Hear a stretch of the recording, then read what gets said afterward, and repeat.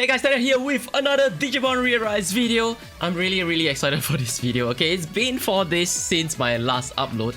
As usual, busy with stuff, but I have to admit that recently I started playing MTG Arena, which is a blast. However, I don't think MTG, which stands for Magic the Gathering, you know, that very old school card game. Anyway, I don't think it's a game that I could make videos on because I don't think I'm actually really good at it, but I just really enjoy playing it, and most of you don't play it as well. Anyway, I digress. Today's video, as the title suggests, I'm sure most of you are as excited as I am simply because Omnimon, or rather Omegamon, is finally here! Well, not here, but he should be here this weekend, so in about 3 to 4 days, give or take. Even though we don't need a video to tell you this, but this banner is 100% must pull, especially for you Omnimon fans, myself included.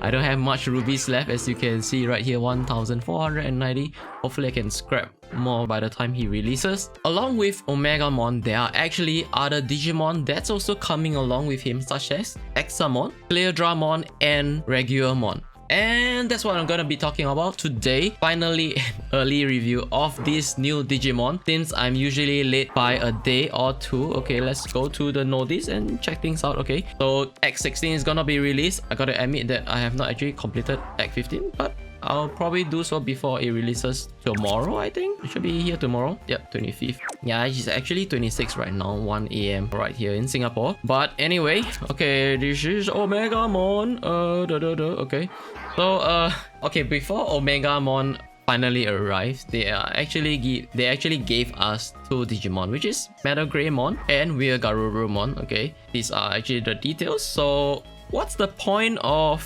having these 2 Digimon, if you ask me?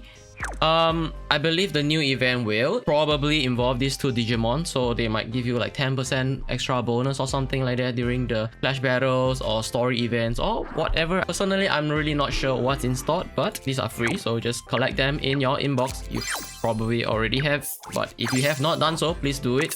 Okay, it's not really here, but I'm just gonna use it as background. Okay, so what's so great about Omnimon? I'm really glad Riku is here for his reviews, so I don't have to doubt my own judgment.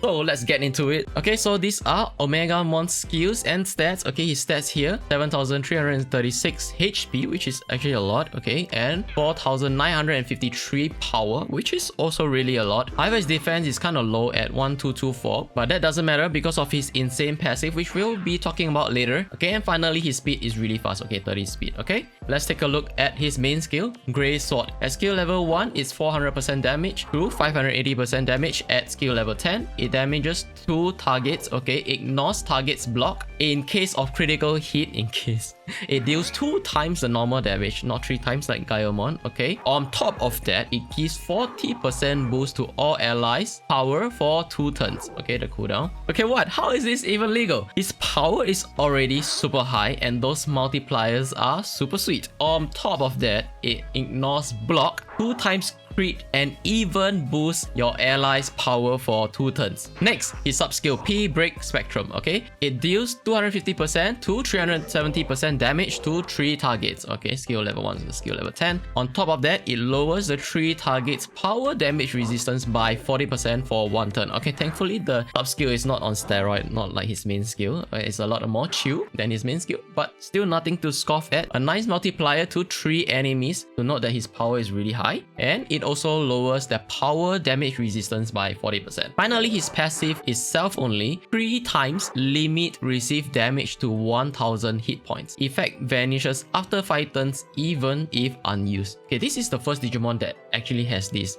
that I'm aware of at least. I don't know about Japan, but this is what we have right now. With his 7000 HP even before plugins, you can safely say Omegamon is gonna be staying in the arena for a really long time. Regardless of how crazy Raguelmon crits 10,000 plus, okay? It's just gonna take a Omnimon for like 3 times before it starts to hurt. To be honest, by then most of the Digimon might already be killed by him. Now, for Riku's explanation. Okay, we went through, okay, it's really savage review, through Raguelmon, the worst Digimon. Now we are getting the best Digimon, Omegamon. Okay, so his HP and power stats are top tier, basically with good speed but relatively low defense, which doesn't matter at all, thanks to his passive. Bracket explain soon, okay? Okay, so firstly, his skill set is 2/3, which is very good for PvP. 2/3 as in attack, main skill attack 2, and then sub skill attack 3. Okay, not only his main skill ignores block, it also has 2 times critical damage multiplier on top of buffing the power for all allies. So this deals big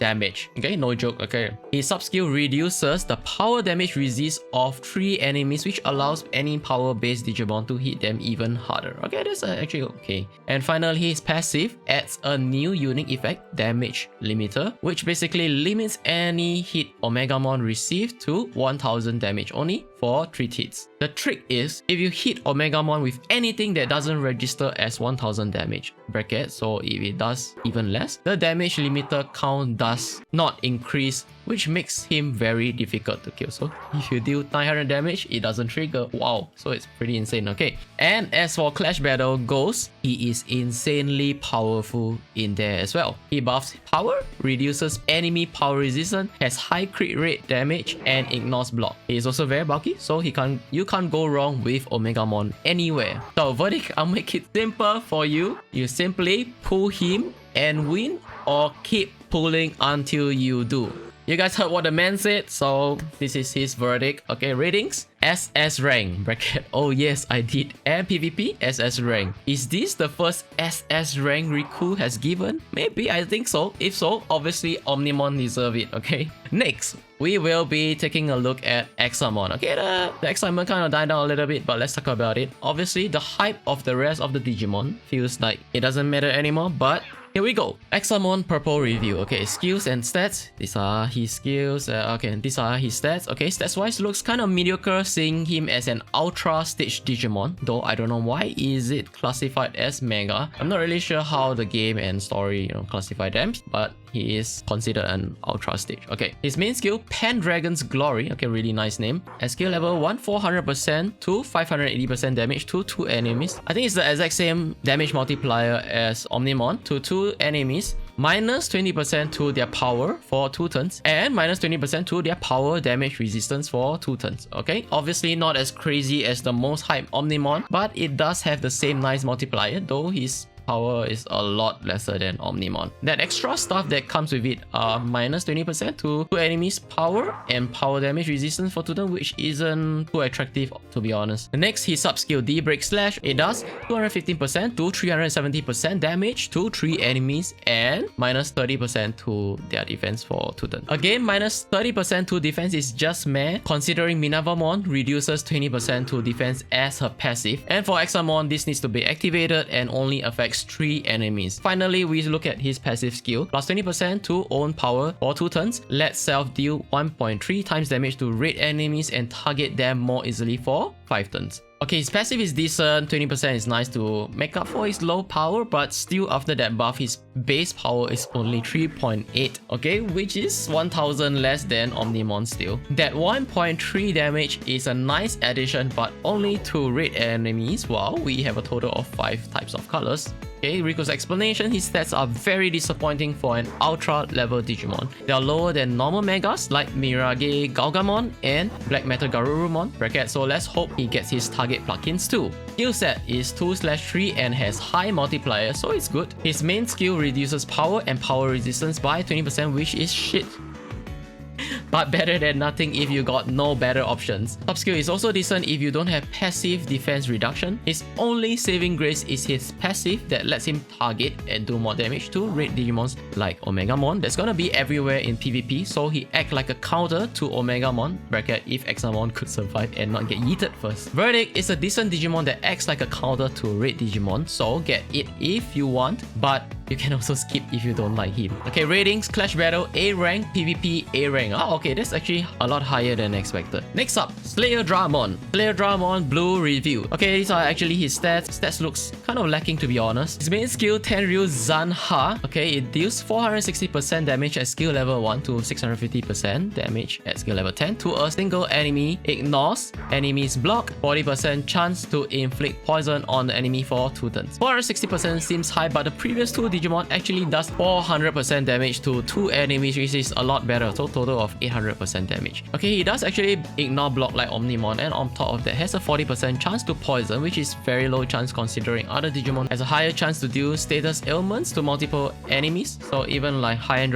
has a 40% to shock all enemies. Okay, sub-skill D-Break Spectrum. Okay, multiplier at 210% damage to 320% damage to 3 enemies. It also reduces defense by 30% for 2 turns. Okay-ish multiplier for sub-skill and same meh-ish lower defense effects. Okay, if you don't have Digimon like Minervamon. Okay, passive skill plus 30% to blue allies critical hit rate for 2 turns. Okay, passive looks really nice for blue team, especially with all 4 spells. That's about it. Riku's explanation. His stats are okay. His skill set is a 1/3, so not the best for PvP, but it's good for Clash. Main skill ignores block and inflicts poison, so it's very effective in Clash battles. Sub skill reduces enemies defense by 30%, which is good if you have no passive defense reduction. Okay, like we mentioned earlier in PvP. In Clash you have better 40% defense reduction, single target Digimon, so it's whatever. His passive grants all blue allies 30% crit rate boost, which can be good if you run a full blue team, but if you only have 1 to 2 blue Digimon, then it isn't really good. Verdict is a